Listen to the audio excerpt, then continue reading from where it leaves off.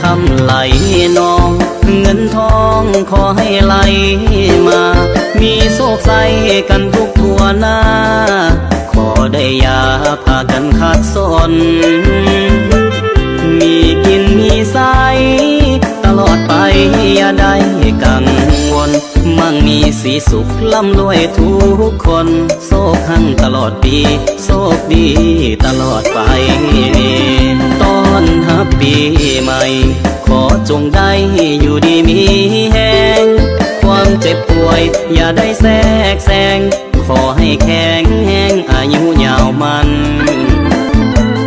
เมื่อตอนหลับฝันให้เจ้านั้นได้เงินหมื่นแส